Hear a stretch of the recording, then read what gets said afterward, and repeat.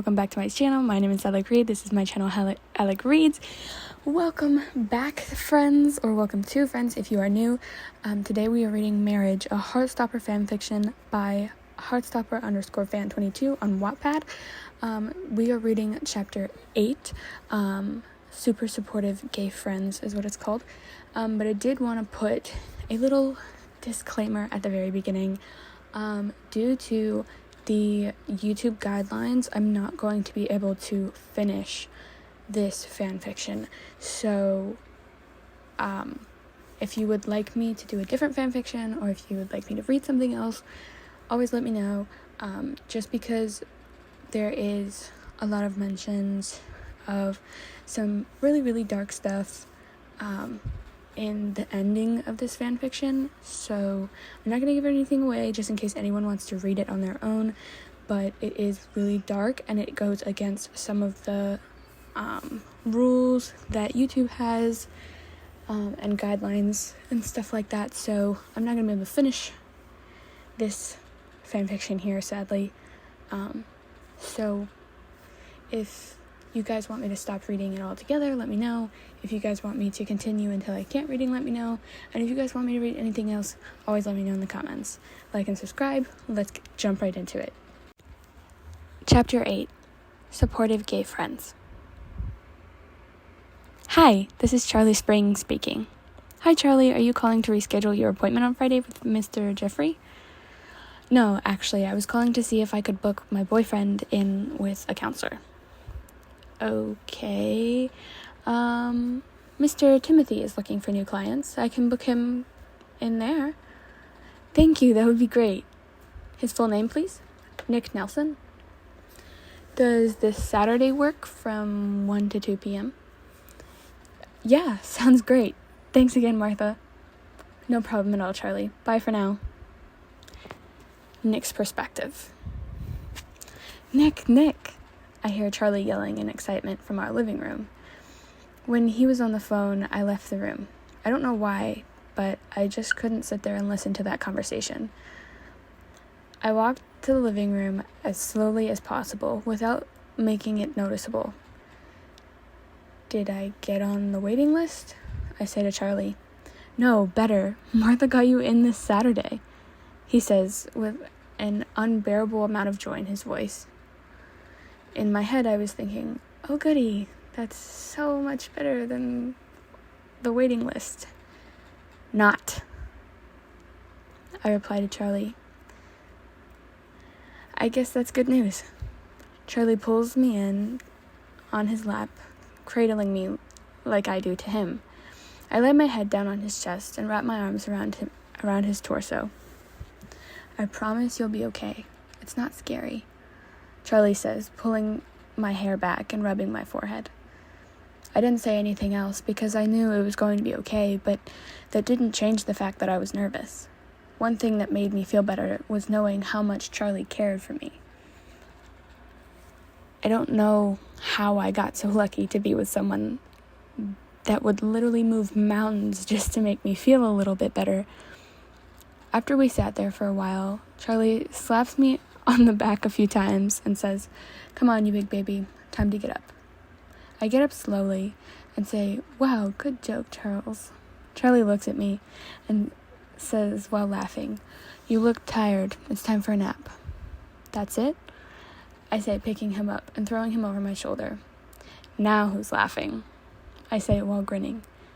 "Fine, you win. Now let's go," Charlie says in a whiny voice. I put him down and give him a kiss on the head. He stands there with his eyes closed, waiting for his kiss on the lips. We kiss, and as I pull away, I look him straight in the eyes and say, "I really do love you." He opens his eyes and says, "I know, and I really love you too." Time skip to later that evening. Nick's perspective. Charlie and I were cuddled up in our warm blankets on our king-size bed, all bunched up into one corner. Whenever Charlie was even a centimeter away from me, I always pulled him in as tight as possible. I loved the feeling of his heartbeat, his hair, his small arms wrapped around me. The weight of his head on my chest, his legs intertwined with mine. This was my favorite feeling. We were watching a horror film because Charlie wanted to. He always wanted to. I liked horror, but the jump scares always give me a heart attack. Like every time. We were watching The Conjuring. I hate ghost stories. They always creep me out. I nestled my head into Charlie's chest, but then I heard a ding. Oh, that was my phone. Someone must have tested me. I'll be right back. I'm going to go grab my phone from the living room, I say to Charlie. One new message. From Tara plus Darcy. Tara. Hey, just checking up on you guys. How are you? Nick. I'm fine, and Charlie is good. Tara. I just thought I'd check up on you. You haven't posted anything on Insta for like a week. Nick. OMG, you're right. I guess I've been really preoccupied. Tara. How so? Nick. Well, Charlie is worried about me and has insisted I go talk to a counselor. Tara. Counselors are great. Are you worried about going? Nick. Yeah, a little. Well, actually, a lot. Tara. How about me and Darcy meet you somewhere for lunch before you go? We can support you. Nick. Okay, that sounds good. Saturday, meet at Nando's for around 11:30? Tara. It's been so hot out lately, we should totally go to the beach after if you're feeling up to it. Nick. The beach sounds like a perfect idea. We should invite Tao and Elle. Tara. Yup, sounds perfect. Can't wait to see you Saturday. And just know, me and Darcy love you so much and we're here for you. Nick. Thanks. Me and Char love you guys too. Nick's perspective. What took you so long? I missed your cuddles, Charlie says, while opening up his arms for me to crawl into. I was texting Tara. I told her about the counselor thing and how I was really nervous. And she suggested we all go out to get lunch before my session. Right as the words left my mouth, I realized I didn't even ask Charlie before agreeing to the offer. I was a horrible person. Charlie hates restaurants, and they make him so stressed. I should have asked him. Shit. Oh my God, Charlie, I'm so sorry. I should have asked you before agreeing. But it's fine if you don't want to go. We can just cancel. He smiles before saying, No, don't be silly. We should go. You seem excited about it. I skeptically say, Are you sure? Yes, of course. I want to get better at going to public places and eating. If I don't try, then I'll never get better. If you change your mind at any point, I promise to help. Promise you'll tell me? I say. Yes, I will, Charlie says. I can't help but think back to a few days ago when he threw his waffle in the garbage. When he thought I wasn't looking. Charlie, I saw you the other day throw out your waffle. He looked away. I couldn't tell why, but he seemed ashamed that he had relapsed to that point again. I'm sorry, he says. No, you're not allowed to say that word, and you know that. That's my number one rule. I pulled him in close and stroked the back of his with my hand. You're okay, I whispered to him. He then pulled himself even closer to me, and we fell asleep like that.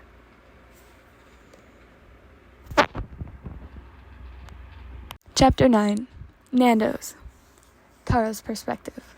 I woke up to the feeling of shivering. It was so cold. I opened my eyes to see Darcy tangled up in all of the covers. She was even wearing my hoodie to bed. I jump on her back to my surprise, she says, I've got you now. She starts rolling around in the bed with me clinging on her back. Darcy, I shriek. She starts laughing and stops rolling. She was a moron, but I love her, even if she jokes around all the time. Okay, jokes are over. We need to support Nick this morning, I say. Darcy gets out of bed and kisses me on the cheek. She always has to make sure it's even. I opened the fridge because Darcy had made pancakes yesterday and we still had leftovers. We needed to eat breakfast because lunch was still a few hours away. We both ate breakfast. Darcy was such a good cook. Her grandma had taught her when we went and stayed at her cabin. I saw the way Darcy was washing the dishes, and I couldn't help myself. "Hey, baby, sit down. You already made breakfast. Let me clean up," I say sweetly. She looks at me with suspicion, then says, "No, it's fine. Go sit down, princess." Darcy's perspective. I knew what Tara was doing, and I wasn't falling for it. Tara has a problem where she can't let anyone do anything without her taking over and doing it. Whenever I was cleaning, Tara couldn't even handle watching me do it, or she will just do it herself. When we first moved in together, I thought she was just being nice. I appreciated it for a while until I realized it was a problem. She wasn't just being nice, she needed to take control. A few years back, she got assessed and diagnosed with OCD. She has been so much better lately and can handle me cleaning most things now. I was so proud of her progress, but she knows she doesn't have to lie if she feels the need to step in. "Tara, are you lying to me?" I say. "Yes. I don't know why now, but I just had to do it. Sorry for lying. That was stupid." I smile at her and say, "You need to be honest with me." Then I go and hug her from the back as she's washing the dishes. Nick's perspective. I could feel Charlie slowly crawling onto my stomach. I pretended to still be asleep because if I wake up when he crawls onto me, he gets insecure and thinks he's too heavy. It's just better if I pretend to be asleep for a while. I can't stand seeing him insecure. He squishes my cheeks together and takes a picture. I open my eyes and say, "Oh, Charlie." He laughs and says, "This is perfect. Consider it already posted." "What's the point of having a hot boyfriend if you don't even get to show him off?" He says while chuckling. "So you think I'm hot? Do you have a crush on me or something?" I reply. We get up and I offered him 2 options for breakfast. I always give him 2 options because if I ask if he wants breakfast, I know his answer will automatically be, "No, I'm not hungry." "Smoothie or protein shake?" I ask. I don't know. You choose," he says. I then start to make a smoothie for us both. While making the smoothie, I keep dropping things on the ground. Charlie's perspective. As Nick was making his smoothie, his hands were shaking like crazy. "Nick," I say 3 times. He doesn't answer. He was just standing there, unresponsive. I grabbed his hand and shook him. He blinks a few times, then looks at me and starts crying. "I'm scared," he says so quiet that if I wasn't standing so close to him, I wouldn't have even been able to hear it. I just hug him in silence. Time skip. 11:10 p.m. Charlie's perspective. "Come on, let's go," Nick says. It was time to leave to go to lunch with Tara and Darcy. Last night, Nick almost forgot to tell me that we were going to the beach after. I love going to the beach with Nick. It reminded me of the first date we ever went on, but hated going with other people. But today, Nick is the one who is important, and I'm not going to ruin it. Plus, Elle and Tao were coming, which made me feel so much better because Elle never really goes in the water and wears a shirt too, so I don't feel like such an outcast. Time skip. After lunch. Charlie's perspective. We were all talking and walking from Nando's, which was close to the counselor's office because it was only a 5-minute walk and such a beautiful day out. Tara and Darcy were walking beside us, and all of a sudden I feel Nick's big arms grab mine. We walked holding hands for a few minutes until I feel his hands get extremely sweaty, which was unusual for him. I look at him and whisper, "Do you want me to come with you for your first session?" He just looks at me with a worried face and nods yes. Are you ready? I say as we walk into the counselor's office. He says nothing and just shoots me a smile. We walk in together holding hands. Nick's perspective. We walk into the office and I'm squeezing Charlie's hand. Wow, I must look like a baby. I need to hold my boyfriend's hand, but I was too scared to let go of his hand. Hi, Mr. Nelson, the counselor says. I stay silent. I couldn't get the words out. I look over to Charlie to help me. Hi, I'm Charlie, and this is Nick. Charlie says, Hi, you two. Sit down. We both sit down, and then he asked me, So, Nick, tell me about how you've been feeling lately. What are your thoughts like? He says, I guess I've been feeling bad about not helping Charlie when he was getting bullied in high school. I say, Okay, I see. If you were to describe yourself in 3 words, what would you say? He asks, Useless idiot moron. I say, Well, Charlie, can I ask you? Could you describe Nick in 3 words? What would they be? He says, Charlie's replies, amazing, caring, sweet, loving, affectionate, happy. I could go on and on. I felt my heart flutter. He looked at me with such a passionate look. In this moment, I felt so loved and felt so good. I looked at him and mouthed, I love you. Okay, so that is the end of today's reading. We will be reading the next chapter in the next video, which should be going up pretty soon. That will be chapter 10, called The Beach. Once again, this is Marriage, a Heartstopper fanfiction by heartstopper_fan22 on Wattpad. So please like and subscribe, and leave comments and recommendations in the comments. I would love to talk to you guys. So good morning, good afternoon, or good night, and have a great rest of your morning, noon, or night, ladies, gentlemen, and everything in between.